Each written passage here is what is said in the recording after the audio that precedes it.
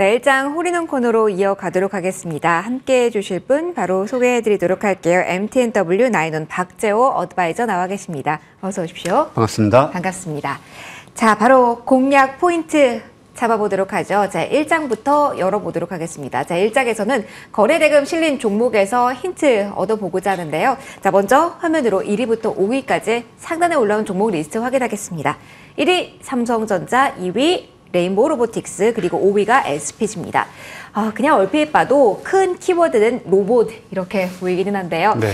자, 시장의 어떤 흐름을 여기에서 저희는 뽑아볼 수 있을까요? 그리고 이 5종목 가운데 어떤 종목 조금 더 눈길을 줘야 될지 궁금합니다. 자, 일단 지금 전체적으로 포트폴리오가 보면 삼성전자도 로봇이죠. 네. 레인보우 로보틱스도 로봇입니다. 사실상 에코프로 빼고 더 전체적인 종목군들이 이제 로봇에 상당히 좀 집중이 되어 있었는데요.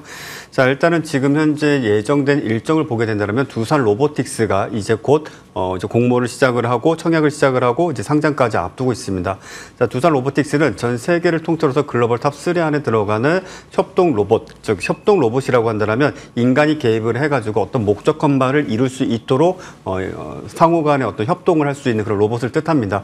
대표적으로 여러분들이 우리가 일반적으로 생각했을 때 뭐 공장에서 또는 뭐 현대차 같은 그런 큰 공장에서 로봇을 조작을 해서 사람이 조작을 해가지고 실제 어떤 자동차를 만든다든지 또는 용접을 한다든지 또는 무게가 아주 큰 그런 어떤 물체를 옮긴다든지 자, 이런 것들을 이제 자동화시키고 사실상 조작과 모니터링만 통해서도 로봇이 자동적으로 일을 할 수 있게 해주는 것인데 자, 한 가지 제가 이제 여러분께 좀 제안을 드릴게 제가 이제 다른 데서도 말씀을 드렸지만 두산 로보틱스뿐만이 아니라 사실상 레인보우 로보틱스, 뉴로메카 또 그 외 여러 기업들도 서비스 로봇도 만들 수 있고 산업용 로봇도 만들 수 있고 그 중간 단계라고 할 수 있는 협동 로봇도 만들 수가 있습니다. 즉 이 말이 무슨 말이냐면은 두산 로보틱스가 유일하게 협동 로봇에 있어서 뭐 절대적인 지위를 갖고 있거나 독점적인 지위를 갖고 있지는 않다. 즉 그런 관점에서 저는 이제 앞서도 좀 말씀을 드렸지만 두산 로보틱스가 지금 시가총액이 뭐 얼마가 될지는 모르겠지만 대략적으로 뭐 최소 뭐 5천억이다 또는 많게는 뭐 1조 원이다라고 한다면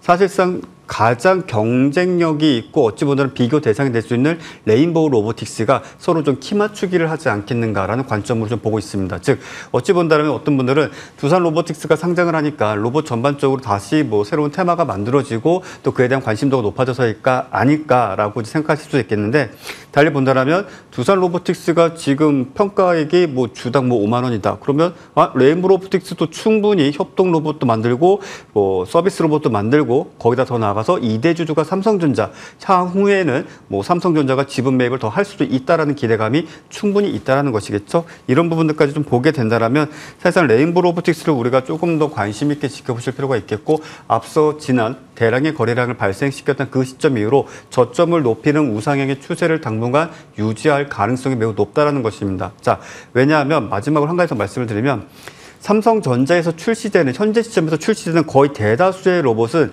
레인보우 로보틱스의 기술이 적용이 될 것입니다. 자, 레인보우 로보틱스가 소위 말해서 그냥 어느 날 갑자기 회사 설립해가지고 만들어진 회사가 아닙니다. 과거 전신으로 돌아가게 된다면 소위 키스트의 이제 소위 이제 연구실 랩실이었습니다. 그 당시에 이제 우리나라에서 휴봇이라는 이족 보행 로봇을 처음 2000년대 초반에 개발을 했고 공개를 했었고 그것이 지금까지 계속 이어져 오면서 적자의 적자를 기록하면서도 회사가 유지가 되었는데 올해 들어서 이제 처음으로 흑자를 기록했었고 거기에 이제 사실상 어찌 본다면 삼성전자 효과가 좀 발생할지도 모른다라는 충분한 기대감을 좀 가져볼 수 있기 때문에 자, 앞서 제가 말씀드렸던 대량 거래 터졌던 시점 8월 31일 아마 이쯤에서 여러분들께도 말씀드렸을 텐데 앞으로도 당분간은 그리고 상장 직전까지 두산 로보틱스 상장 직전까지는 저점을 높이는 우상향의 추세 그리고 그런 흐름을 따라가는 로봇주들 그리고 로봇주들이 약세로 돌아서게 된다면 이제 소위 부품주 대표적으로 감속기가 되겠죠. 이런 것들이 이제 순환매적으로 돌아갈 수 있으니까 시장에서 뭐 자질구레한 테마주 재료주 보시기보다는 시장에 가장 돈이 집중되는 섹터 로봇에 집중하시는 것이 가장 큰 수익을 낼 수 있는 확실한 전략이다라고 정리하겠습니다. 한마디로 지금은 로봇을 봐야 되고 맞습니다. 그리고 치고 가는 대장주 종목으로 레인보우 로보틱스를 보자. 네. 이렇게 정리를 해드리도록 하겠습니다. 저희 위원님으로부터 여러 로봇주에 대한 추천을 받기도 했는데요. 장 마감 이후에 AS 진행하면서 추가적인 종목에 대한 팁도 드리도록 할게요. 자, 일단 2장으로 먼저 넘어가도록 하겠습니다. 새롭게 어떤 종목을 발굴해 주셨을까요? 바로 질문 드릴게요. 새롭게 어떤 종목 볼까요? 예, 일단 앞서 말씀드렸던 종목이기도 한데요. 네. 가온칩스라는 종목을 다시 한번 또 소개를 좀 해드리도록 드리도록 하겠습니다.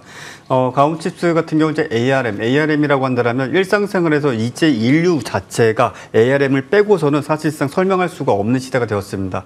여러분들이 사용하고 계신 스마트폰, 태블릿, 노트북, 그 외 수많은 가전제품, 심지어는 전기차까지 지금 ARM의 라이센싱을 통해서 만들어진 반도체가 직접적으로 들어가고 있고, 실질적으로 어떤 전자제품이 있을 때 가장 비싼 반도체 하나를 꼽는다라면 ARM의 팹리스 기술 또는 라이센싱을 한 그런 반도체가 제일 비쌉니다. 맥북에는 M1, M2 칩셋이 제일 비싸고, 스마트폰, 대표적으로 갤럭시에 들어가는 것은 퀄컴에 나온 스냅드래곤 또는 삼성전자에서 만든 엑시노스라는 칩이 그 기기 중에서 제일 비싼 부품이라는 겁니다. 자, 이런 부품을 만들 수 있는 지적 재산권을 가지고 있는 회사인 ARM이 이제 나스닥에 상장을 하는데, 예상 시가총액은 65조 원, 70조 원을 보는데, 저는 개인적으로 100조 원 가까이 가지 않을까 싶고, 전 세계적으로 하이테크 기업들이 투자하고 있는 만큼 관심 있게 보시고요.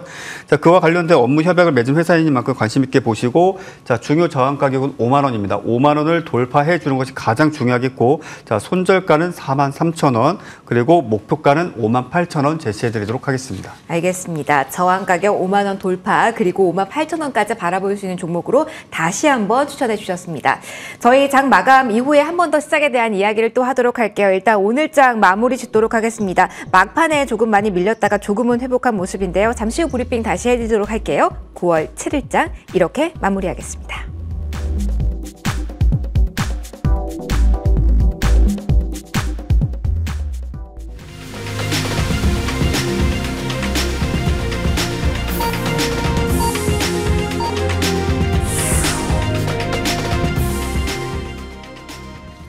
네, 오늘 장 이렇게 마무리가 됐습니다. 이번 주 들어서 지난주에 큰 이벤트들 소화한 다음에 어느 정도 기분 좋은 안정감이 나타나지 않을까라는 기대도 살짝 있었는데, 자, 9월 들어서 계속 힘이 듭니다. 오늘도 힘없이 빠지면서 오전보다도 오후장의 출렁거림이 더 심했고요. 개인 투자자분들이 많이 보유하고 계신 특히 2차전지 쪽의 하락 흐름, 전반적으로 여기에 주시하셨을 것 같습니다. 지수 어디에서 마침표가 찍혔고 수급적인 반응, 그리고 주요 종목들의 향방도 지금부터 살펴보도록 할게요. 자, 일단 지수입니다. 코스피 지수가 0.6% 정도 하락하면서 마무리가 됐습니다. 2550선은 하회한 것으로 지금 확인이 됩니다. 15포인트가량 조정을 받았고요. 코스닥 역시 그래도 저점 부근에서 살짝 올라오긴 했지만 1% 넘게 흔들리면서 906선까지 밀려난 모습 확인이 됩니다. 자, 오늘 외국인 쪽에서 현선물 모두에서 매도 포지션이 나왔는데요. 물론 선물 쪽에서 막판에 물량을 좀 줄이는 패턴이 나오곤 있지만 조금은 우려스럽습니다. 일단 물량 확인해 보도록 하죠. 외국인이 400억 원가량 팔았고요. 기관 쪽에서도 많이 팔았습니다. 연기금 쪽에서도 금융투자 동반해서 IT 업종에 대한 팔자세 집중도 상당히 높은 하루였고요. 5거래 연속해서 기관의 팔자세가 유가증권 시장에서 나타난 겁니다. 코스닥으로 좀 넘어가 보도록 하겠습니다. 코스닥에서도 역시 기관 외국인의 매도가 촉발되었습니다. 기관은 6거래 연속해서 코스닥 시장에서 팔자세를 시연하고 있는 형국이고요. 오늘 외국인 장 초반부터 1,000억 원 넘게 많이 팔았습니다. 추가로 더 많이 팔진 않고 조금은 물량 줄이는 과정에서 외국인 매도세는 잡힌 걸로 확인이 된다라는 점 수급적인 포인트 짚어드리도록 하겠고요. 환율 보도록 하겠습니다. 1,332원 선에서 오늘 시작을 했습니다. 가장 큰 이벤트라고 본다면 오늘 중국 쪽에서 나오는 8월 수출입 지표일 것 같은데요. 수출에 대해서 그 수치 관심이 많았죠. 하락이었습니다. 부진하긴 했습니다만 시장 예상치는 상회하는 수치가 나왔습니다. 반짝이는 흐름이 나오긴 했는데 저점으로 해서 다시 한번 올라가는 패턴이 오늘 나왔다라는 하루 동안의 원달러 환율도 짚어보시고요. 5원 가까이 올랐습니다. 1,335원 40전에 마무리가 됐다라는 환율 체크해 드리도록 하겠습니다. 오늘 시총 상위주들의 시세 어떻게 마무리가 되었을까 궁금하실 것 같아서 좀 체크하도록 하겠습니다. 막판에 2차 전지 사이즈가 큰 종목들도 한 번 더 밀렸습니다. 일단 LG 에너지 솔루션이 2% 가깝게 밀렸고요. 포스코 그룹주의 하락폭도 두드러진 가운데 홀딩스가 2%, 퓨처엠은 5%나 하락했습니다. 다만 그래도 오늘 장에서 안도감이 맴돌 수 있는 맥락을 살펴본다면 삼성전자가 버텨줬다라는 점인데요. 0.57% 정도 상승을 하면서 7만 원 선 위에서 마무리. SK 하이닉스도 장중 고점 대비로는 조금 부진했지만 그래도 빨간불 켜면서 마무리가 됐습니다. 코스닥으로 넘어가도록 하겠습니다. 코스닥의 시총 상위 종목 가운데서는 가장 궁금하실 종목이 아마 에코프로일 겁니다. 오늘 장중에 100만 원 선 이탈하기도 했는데요. 그래도 종가 기준으로서는 100만 원 선 상회하는 구간에서 마무리가 되었다. 4% 하락이라는 점 체크해드리겠고요. 조금 내려가서 마지막 줄에 있는 LNF 확인해 보시면 4% 가깝게 밀렸습니다. 20만 원 선 이탈한 구간에서 마무리가 됐다라는 부분까지 체크가 되면서 반면에 오늘 로봇주에 대한 이야기 했잖아요. 거래 대금 실린 종목 가운데 레인보우 로보틱스 장 마감 직전에 이야기했는데 단연 돋보입니다. 7위까지 올라섰습니다. 8%의 상승률 오늘 기록했다는 부분 체크되고 있습니다. 자, 이제 정리를 좀 해보도록 하겠습니다. 강한 종목은 강한데 흔들림이 나오는 종목은 오후장에 한 번 더 세게 왔습니다. 지수 전반적으로 하락 종목의 수가 훨씬 더 많은 하루 이어지고 있는데요. 위원님 어떻게 주요 포인트 저희 지금 체크할까요? 자, 일단 종합주가 지수는 이제 앞서 말씀드렸다시피 2,570포인트를 돌파하지 못한다라면 일단은 고가권이고 박스권 상단부라고 계속적으로 설명을 드렸습니다. 자, 해당 가격을 돌파하지 못한다라면 일단 지금 현재 구간 내에서는 사실상 상승장, 반등장에 대한 어떤 기대감을 갖기는 좀 매우 어려울 것이다라고 말씀을 드렸고요. 자, 추가적으로 시장에서 여러분의 수익 내기 위해서는 뭐 여러 가지 고민을 좀 하실 텐데 방향성에 대한 고민을 전혀 하실 필요가 없는 구간이다라고 좀 말씀을 드리겠습니다. 자, 지금 무엇이 되었든지 간에 하락세가 더 강합니다. 그리고 하단부라고 할 수 있는 대략적으로 2,500포인트까지는 계속적으로 저점을 낮출 확률이 매우 높습니다. 그렇다면 우리가 그냥 가만히 앉아서 손가락 빨고 그냥 물린 종목 가만히 보유하고 반등 나올 때까지 기다리고 이건 투자가 아니죠. 말 그대로 실패한 투자죠. 자, 우리가 수익을 내기 위해서는 앞서도 거래대금 기준으로 상위 종목을 보셨을 텐데 그러한 종목군들의 특징은 뭡니까? 일단 뭐 하락하는 종목군들도 있겠지만 거래량이 그만큼 크게 발생을 하면서 저점을 높이면서 신고가를 갱신하거나 전고점을 돌파하거나 또는 당일 오전 고점을 돌파한 흐름들이 계속 반복되는 종목입니다. 자, 저는 이렇게 말씀드리고 싶습니다. 돈을 잃을까봐 또는 손실을 볼까봐 두려워서 매우 시장에서 약한 종목, 거래대금 없는 종목 보시는 분들, 또 오랜 시간 동안 하락해서 횡보하는 종목을 사실상 뭐 투자라는 관점에서 보시는 분들, 또는 그런 회사가 가치주다, 저평가주다라고 스스로 정말 말 그대로 최면을 거시는 분들 너무나 많습니다. 그렇게 해서 돈을 못 버셨으리라는 것은 최소 3개월 이상 그런 주식을 보유하신 분들 잘 아시리라 생각을 합니다. 자, 시장에서 특히 지금과 같은 시장에서 돈을 버시려면 시장의 중심에 있는 종목을 꼭 거래하실 필요가 있겠고, 내가 설사 깨지더라도 돈을 잃더라도 그런 종목에서 내가 치고받고 해야지 배우는 게 있고 실력도 늘어난다. 이렇게 좀 정리해드리겠습니다. 소외주에 대한 관심이 필요한 자리가 아니라 돈이 향하는 쪽을 보자라는 한마디의 조언이었습니다. 저희 종목 AS 받아보면서 추가적인 힌트 찾아보도록 할게요. 저희 2주 전에 주셨던 종목 먼저 AS 받아보겠습니다. HP 솔루션입니다. 상승 추세는 타고 있는데 오늘 좀 하루 변동성이 있어서요. 목표 가격이 7,500원인데 그대로 가져갈지, 그리고 오늘 HP 테크놀로지 상한가 진입한 모습이 있는데 영향이 어떤 방향으로 진행될지에 대한 팁이 있다면 함께 공유해 주실까요? 일단 HP 테크놀로지 제가 지금 바삐 움직이다 보니까 혹시 상한가로 마무리 지었었나요? 네, 그렇습니다. 네, 상한가로 마무리 지었다면 일단은 좀 관련주로서 일단은 오늘 좀 시세가 좀 크게 나오긴 했습니다. 다만 중요한 것은 동사 같은 경우는 이제 전고점 부근이라고 할 수 있는 대략 6,000원대 가격을 충분히 돌파해 줄 수 있고 워낙에 흐름이 느립니다. 제가 이 방송을 통해서 여러분께 느린 종목은 느린 종목이다, 빠른 종목은 빠른 종목이다로 말씀을 드리는데 이 종목은 좀 끌고 가시는 전략으로 임하시는 것이 수익을 극대화할 수 있는 전략이고, 자, 6,000원 선을 돌파하지 못한다라면 당연한 겁니다. 일단은 매도 후 다시 재매수. 근데 초심자분들이나 주식을 잘 못하시는 분들이 이미 판 주식을 다시 못 사시는 성향이 있습니다. 뭐 개인적인 팁을 좀 드린다라면은 주식으로 돈을 벌고 싶으면 일단 매도 후에 내가 매도한 종목을 다시 살 수 있는 기술이라든지 어떤 심리적인 벽을 허무시는 것이 좋다. 이렇게 좀 정리해드리겠습니다. 알겠습니다. 그러면 목표 가격을 7,500원으로 좀 긴 시각이지만 계속 들고 가는 전략으로 정리를 해도 될까요? 네. 알겠습니다. 두 번째 종목, 이 종목 궁금하실 것 같습니다. 저희 여러 번 추천을 받았던 종목입니다. 8월 31일 지난주에 다시 한번 추천을 받았던 유로메카에 대한 이야기를 좀 들어보고자 합니다.